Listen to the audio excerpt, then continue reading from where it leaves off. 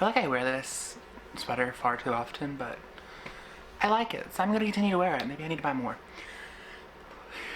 Hi friends, welcome back to my channel, Kara ASMR. Today's video is sadly the last video of 2019 and the last video of the decade. It feels so surreal that 2019 is finally over. I mean, I just can't believe it. My childhood is just being washed down the drain. In comes a new decade. But perhaps this isn't the last video of 2019 just yet. Stick around. So today's video is going to be all about the best books that I read in 2019. So there are many booktubers out there that do this type of thing. Gabby Reads, for example, she has 4 videos in this type of series she's doing this year. I'll link her channel down below. She's awesome. She's doing her favorite books, her least favorite books, her most surprising books, and I think books she didn't finish. Don't hold me to that. So I will link her channel and her first video of that series down below. For me, it's just gonna be 2 videos. Straight up, that's it. So, this video is my favorite books. Now, these books may have been surprising, they may not have been surprising, they may have been anticipated for me to read, or maybe they were just picked up on a whim. I don't know. Another thing to note is that these books did not have to be published in 2019 for me to put them on this list. As long as I read them in 2019 and gave them like high rankings and I loved them and they were my favorites, they're gonna be on this list. Cool. I think I have 10 books, so like a top 10. Are we coming for Rewind? Possibly. Who knows? So without further ado, so I don't keep on rambling, let's get on into the list. These are in no particular order, by the way. They're just my favorites that I read, so there's 10 of them. So maybe it happened to be a top 10 list. I'm flailing my arms so much. Why am I doing this? I'm not orchestrating something. So the first book I have to talk about is Joyland by Stephen King. Now I know what a lot of you are probably thinking. This book is not a horror novel. It is not your stereotypical Stephen King. Not a lot of people like this. So actually on Goodreads, this barely has a 3.5-star rating. I for one gave this a 5-star rating. This was the type of book that I was really vibing for at the moment that I had read it. So this book follows Devin Jones, who in the summer after his year in college, his girlfriend breaks up with him and he takes a job as a carny at a local carnival in like the pier type style, and it's an amusement park / carnival thing, I guess you'd call it, called Joyland. So do not let the cover fool you. This is not really a horror book. It's kind of like a crime mystery. There was a murder in the park and Devin is kind of enthralled in that type of mystery of it, and that lore and myth of ghosts and the hauntings of the park, and it doesn't help that his co-workers are too. The book, though, is more focused on Devin's growth as a human being and his acceptance of finding himself and realizing that not everything in life is going to be perfect, and that you kind of just have to face the difficulties head on and get over them as you go. This book was, for me, a coming-of-age story, a classic, a lot like Stand By Me, in the sense that it is a book that a lot of people could read and relate to, and it won't scare you to half to death.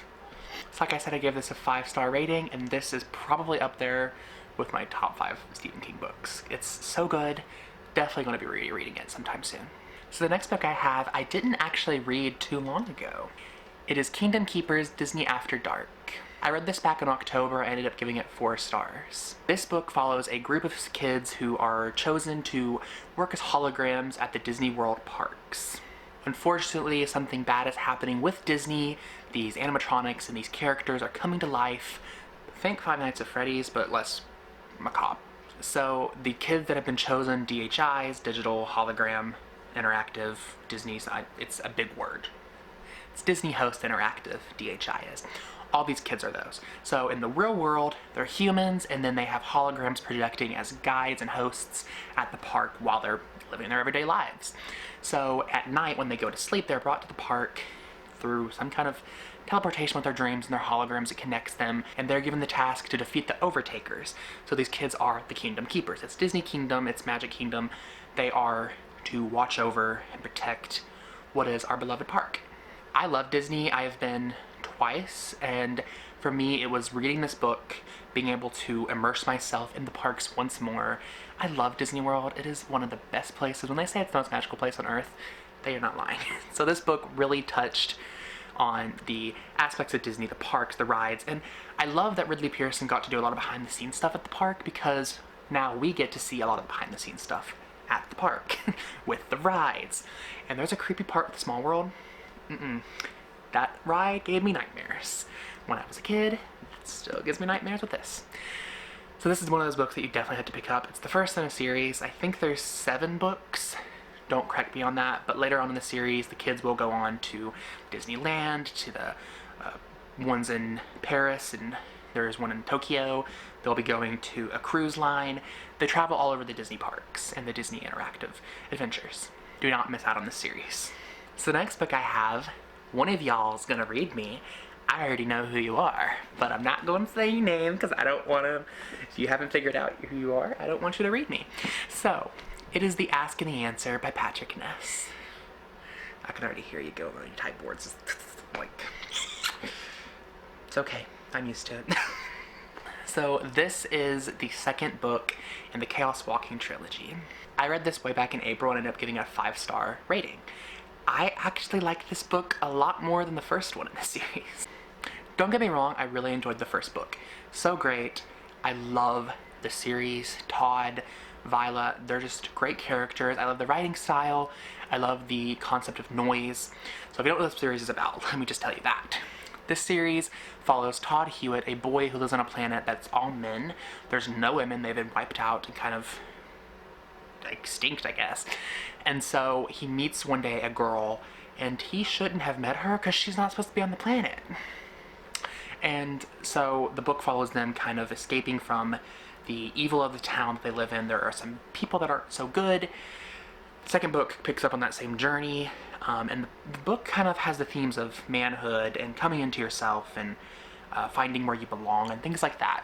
Really love that. This is going to be a movie coming next year, I think March of 2020, and it's going to be starring Daisy Ridley and Tom Holland. So, very excited for that. But this book just, it spoke to me more than the first one, I feel. There is a major character death in this, giving you that warning, and it broke me. I cried. So I was babysitting in another state. It's a weird story. Anyways, I cried so hard.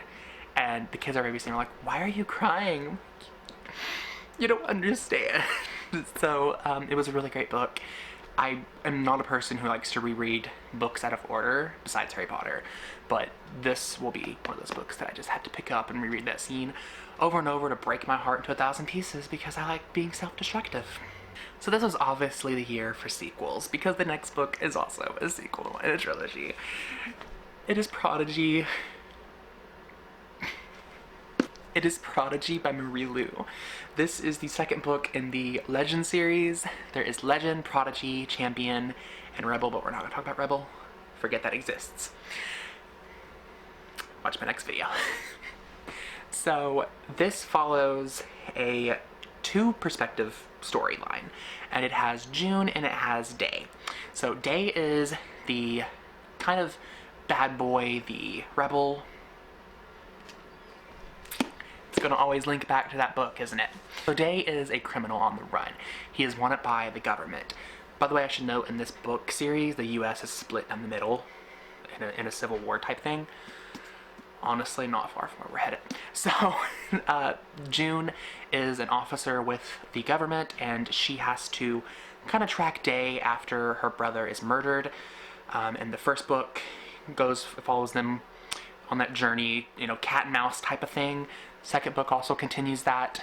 I did like the first book's ending, but I felt the first book was more adventure, adventure, adventure, fight, fight, fight, you know, all that. This book, we got to see more emotional and vulnerable aspects of the characters that we love so much, and I really appreciate that Marie Lu did that. This book doesn't have much action, to be honest. A lot of people have said this is the most boring book of the series. I beg to differ. It's my favorite. So after this, of course, there's Champion, continues that storyline. Let's just say that's it. Definitely read the series, though. You won't regret it. So then I have a book that was actually mentioned back in October, I think, in my horror Hidden Gems. And it is #Murder Trending by Gretchen McNeil. I read this book the first month of 2019, so January. I ended up giving it 4 stars because this book tore me apart. So if you don't know what this book is about, if you haven't watched my video, oh, go watch it. I mean, come on, it's like, if you like horror books and movies, go watch the video. Anyways, this book it follows a girl who is placed on an island, Alcatraz 2.0, after she's accused of murdering her sister. Obviously, this girl's innocent, but she's placed here because, you know, she really doesn't got a choice in the matter. And so she has to kind of fight these executioners, I guess you'd call them. I think they're executioners. That's what I would call them.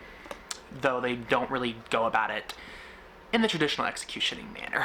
They are these people that track down the prisoners, and you don't know when you're gonna die.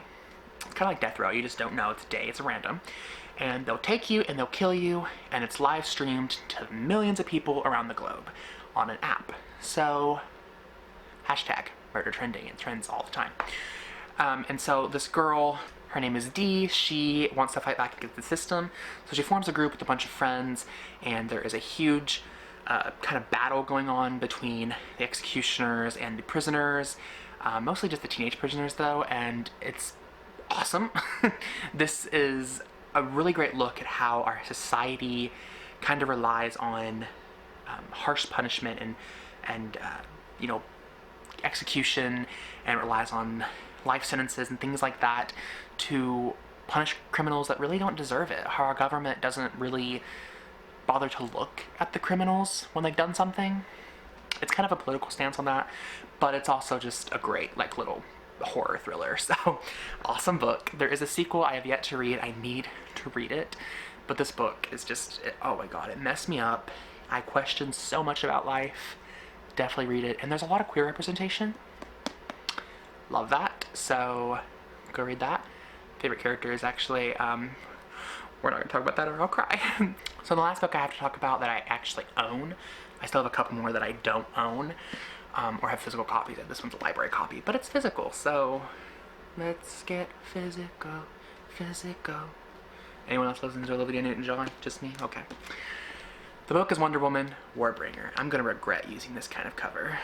Wonder Woman Warbringer is the first book in a quartet of books written around DC characters. First one's Warbringer, then there's Batman, Catwoman, and Superman. I have read Wonder Woman and Batman. Wonder Woman is my favorite. We all know I love Batman, but Wonder Woman was written better. I love Marie Lu, okay? She wrote Batman. This was written by Leigh Bardugo, though.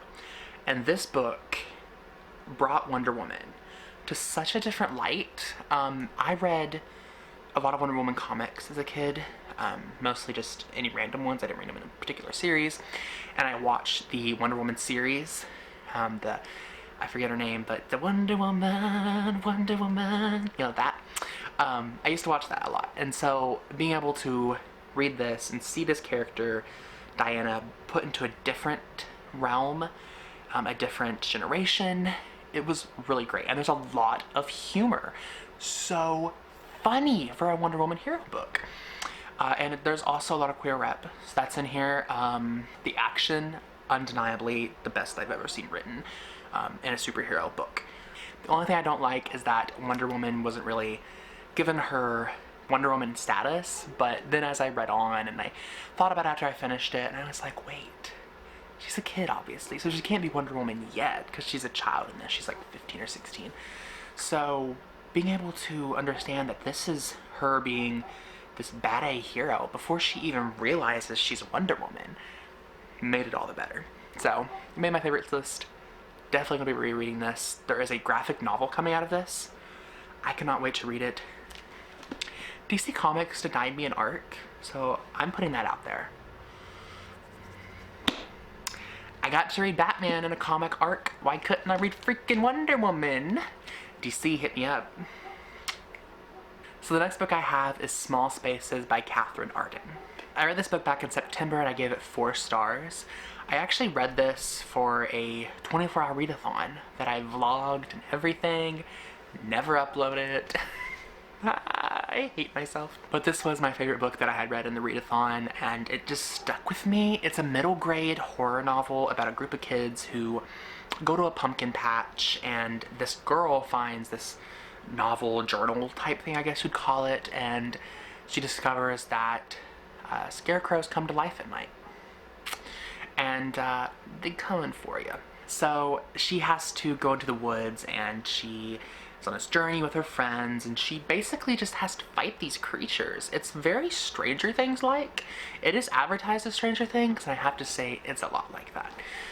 You know, the creatures, the kids having power over the evil, things like that. It was really great, and it was just a fantastically written story. There is another one in this series. I think it's like a anthology type series where none of the books are about the same topic, but they're part of the same universe, I think is what she's doing, if I'm not mistaken, because I know she does have another one coming out next year, which I'm really excited for. But anything scary, anything horror, I love. It's not too scary, so if you want to read this with your kids, it's a perfect read for that. It's like a little Halloween spooky thing. I think it's like 200 pages. It's really short, but it was so great. I'm definitely going to be getting a copy of this soon, and it's going to be one of those books I read every Halloween. So the next book I have is kind of controversial, if I'm being honest, but it's Breathless by 𝐬𝐭𝐚𝐥. I read this book all the way back in January, and I ended up giving it a 5-star rating. So this book follows a boy who finds out he has cancer.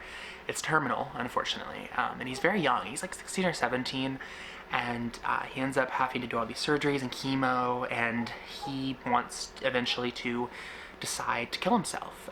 It's not the whole gruesome, like, I'm going to off myself in this many days or whatever. No, it's he doesn't want to live, and so he pressures his family and his doctors into being like, hey, euthanize me.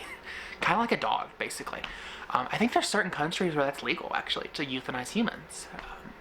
I'm not sure, though. I think it is, though, in certain countries.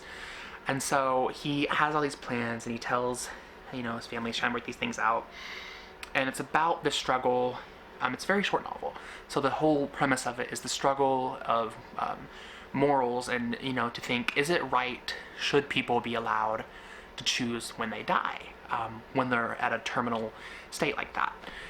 So I really do feel like the book was a kind of political statement, a kind of discussion opener, if you will. For me, it really hit hard.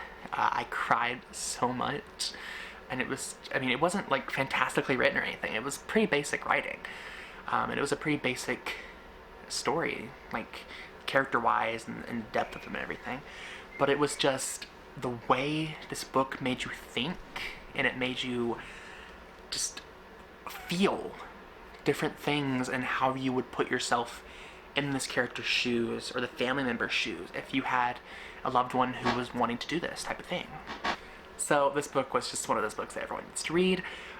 It may make you angry, it may make you happy, you may disagree with it, you may find that you are happy that someone else has kind of spoken your type of opinion. Great book. So definitely one of my favorites. So then I have Summer of '69 by Todd Strasser. This was an arc I was given by the publisher back in March to read. I ended up giving it a 4-star rating. This book follows a boy in the 60s, and he is your stereotypical hippie, I suppose you should say. There's a lot of acid, there's a lot of different drugs being used, and there's the possibility of being drafted into war, into Vietnam War. And the boy is trying to dodge the draft. And the author has said that it's part biography, like part autobiography and part fiction. So you don't really know where the lines blur. This story is just fantastic. One of my favorites. I love books that are back in time, you know, the 60s and 70s.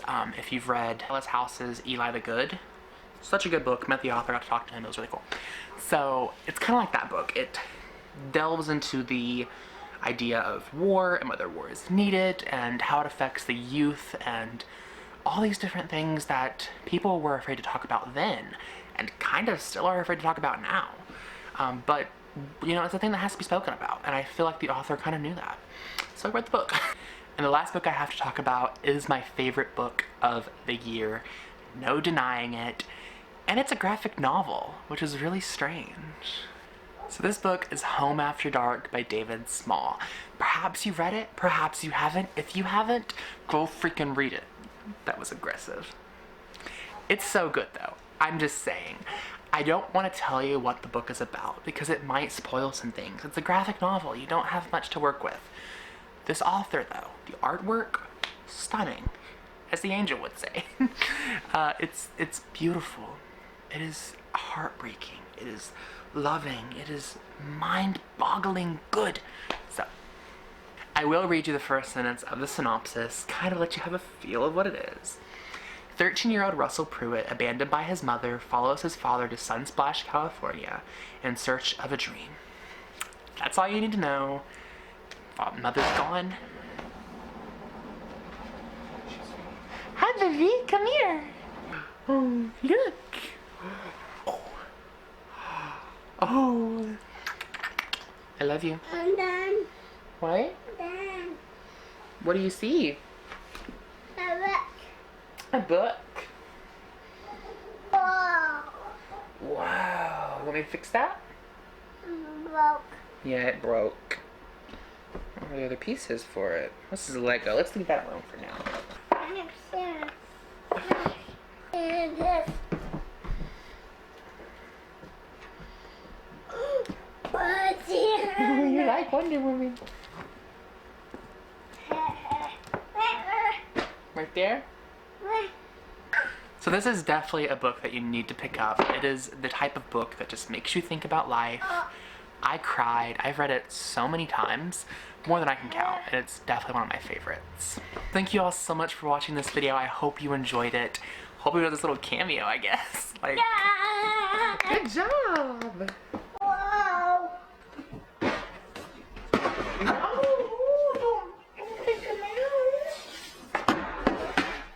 Careful.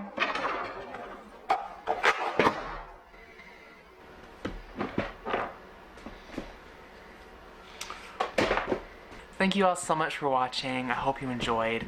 And until next time, remember you're beautiful, you're wonderful, and you are loved. You want blow kisses? No? Bye.